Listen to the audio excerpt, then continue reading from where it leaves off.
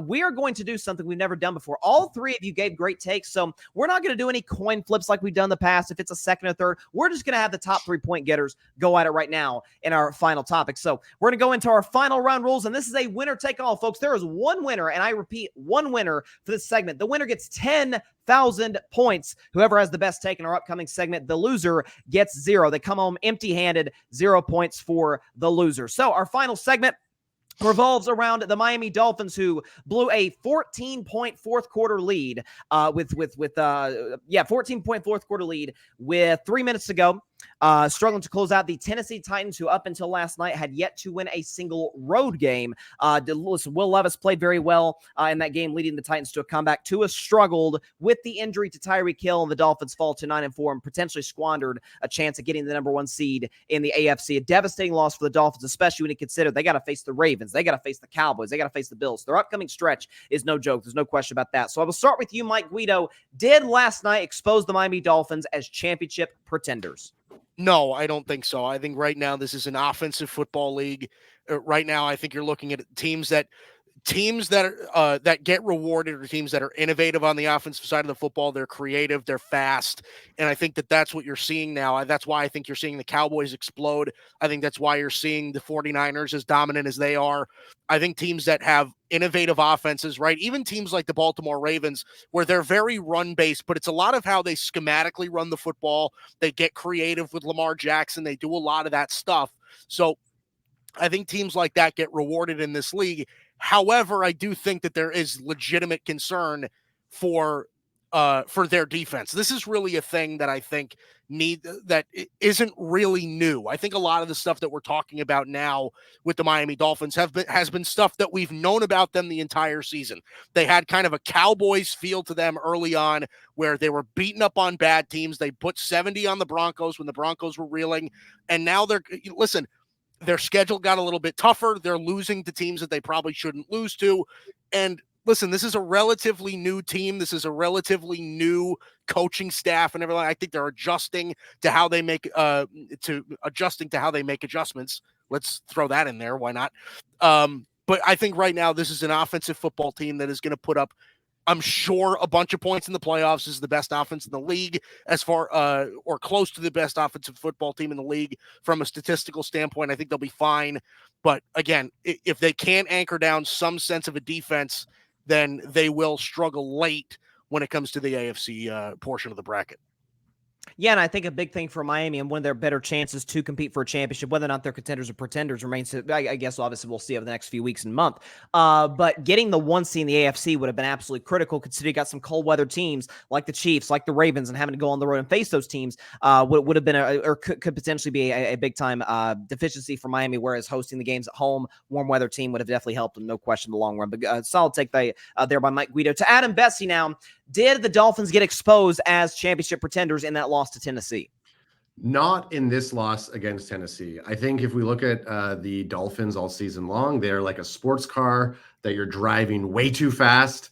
Your red line, there's chances that you're going to blow a gasket. You're going to have some sort of problem because of the speed that you're going at.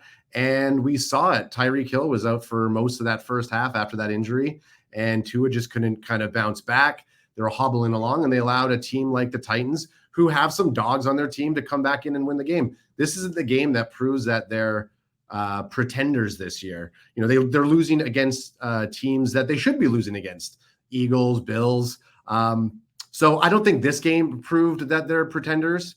I think if anything, it just allows their team to know what they need to work on going into the playoffs, and that sometimes the over-evolved motion offensive plays and utilizing speed the entire time doesn't necessarily win you every single game, and the Titans just prove that. So, but this isn't the game that I would say that showed that they're not contenders. And from an optimistic Yeah, from an optimistic standpoint, for Miami, they now join the list of teams that have really bad losses on the resume. The Cowboys lost to the Cardinals. You think about teams like the Ravens losing to the Colts. Now, Colts are a solid playoff team, but at home, you don't want to lose those games to Gardner Minshew. So this is very common for team. I mean, the 49ers lost to a P.J. Walker quarterback to Cleveland Browns team after they dominated the Cowboys. So this is very common for Super Bowl contenders, and we'll see if Miami's able to get up off the mat. The Dolphins in 6 days take on the New York Jets. This is a game, a big time bounce back opportunity for a team that they did blow out on Black Friday. Finally, with you, Dalton, were the Dolphins exposed as championship pretenders in that loss to the Tennessee Titans? So I think the Dolphins have always been championship contenders, or excuse me, championship pretenders. So I agree with Adam to an extent. I don't think this is what exposed that. I think their season-long body of work is what exposes it.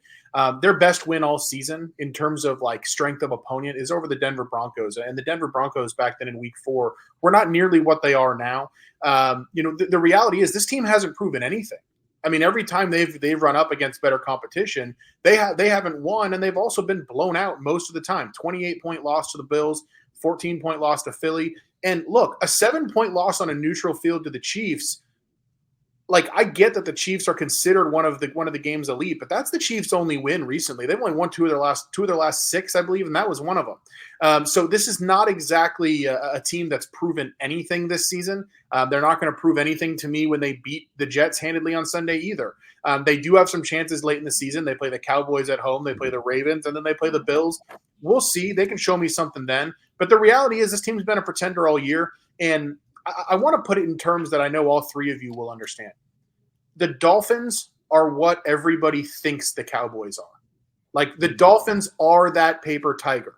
They're the team that has a ton of fun when you get them, at home against a team like the Raiders. They'll have their fun. They'll get after them, right? Even though they only won that game by 7. They'll have their fun when they get the Panthers at home. They'll have their fun, in those types of spots. But they haven't done anything.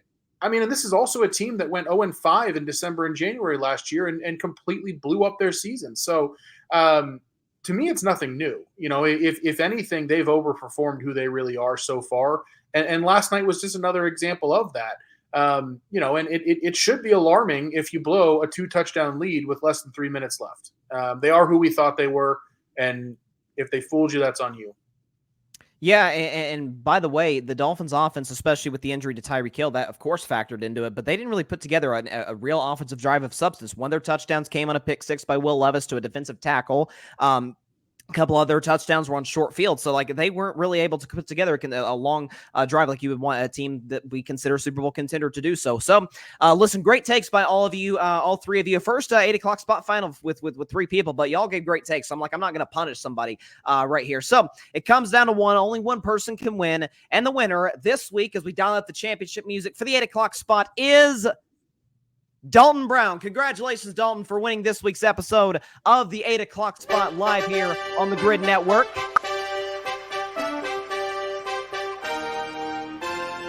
There we go. Bryson just did that so that Alonzo was going to like and subscribe to the 8 o'clock spot. Listen, I call like I said. I thought Dalton had the best overall performance. Dalton, your reaction? Well, I'm honored. I appreciate you recognizing greatness, as you should. But I want to take my moment in the sun here to address some wild flatulence out of the mouth of Dylan earlier in the show, talking about Shohei Ohtani's contract. Let me cut you off. Let me cut you off real quick and bring Dylan in because I want Dylan to be on the show for this. Here we go. Go ahead. Come on in. I'm in. Yeah, Dylan, listen, okay? This whole idea that it's bad for baseball, he approached every team with the same idea. This isn't some big market, big bad Dodgers situation. Any team can afford to do what the Dodgers are doing. Let me make that abundantly clear first off. Second off, in order for this to be bad for baseball, it would have to be something that could turn into an epidemic and be something that you're going to see all the time. The reality is Shohei Ohtani is an international superstar, the likes of which doesn't exist in baseball otherwise.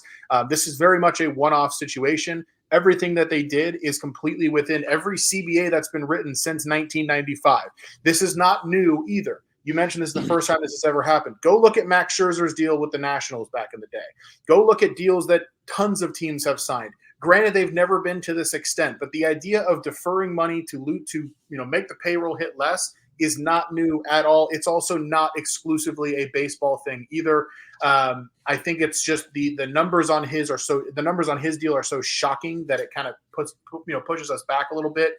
But this is not new, and this is a very unique situation for a unique player. The idea that it ruins the game just because he didn't sign with whoever your favorite team is. I think it was just more I think you're right. I think it was just the egregious, like $2 million a year for 10 years. I feel like that's a slap in the face to most teams that wish they could, put away $580 million or $680 million, whatever the hell, just on layaway for a decade and say, we'll just pay you later, But they can, because the reality is he's going to make the team that money over those years. Inflation is going to occur during those years. That money's not going to be the same 10 years from now as it is now. The reality is any team could afford that if you're actually getting Shohei Ohtani for those years. So, look, it is what it is. I'm excited about it. The other thing too, it's not like this is going to be a cap hit on their CBT of $2 million. They're getting hit for $46 million, which is roughly what a lot of people thought Ohtani was going to get paid anyway. Right. I think people are just upset because the Dodgers are going to be able to continue to build this offseason. And hey, guess what? Before they signed Ohtani, the Dodgers had a lower payroll at that moment than the Colorado Rockies. They've been preparing for this. Yeah, and I saw Shohei is like the 17th highest player on the highest paid player on the team recently. So that's so watch out if they get Yamamoto or somebody else. And just for the record, if I was forced to have to pledge allegiance to a baseball team, it would be the LA Dodgers.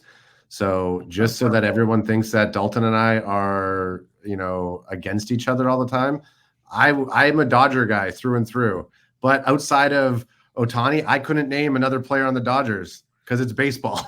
Yeah, I was going to say, Dalton, how does it feel to have a newly found Dodger fan who admittedly said, I'll say this. Look, I'm that poser. I'm that poser. I have about 7 or 8 Dodger caps that I wear in rotation. Okay. So I love it. As long as the loyalty's there. But listen, the fun show tonight, no question about it. Congratulations to Dalton. Great job to Mike, to Adam, and to Dylan for a great show tonight. That is it for this week's edition of the 8 o'clock spot. Be sure to check us out next week at 8 p.m. Eastern, 5 p.m. Pacific time, right here on the Grid Network's YouTube channel and Twitter account. We'll see you then with another great panel, some great banter back and forth as we saw tonight, and some competitive scores back and forth. So great stuff tonight. Congratulations, Dalton. We will see you guys next week on the 8 o'clock spot. Stay safe out there. God bless y'all.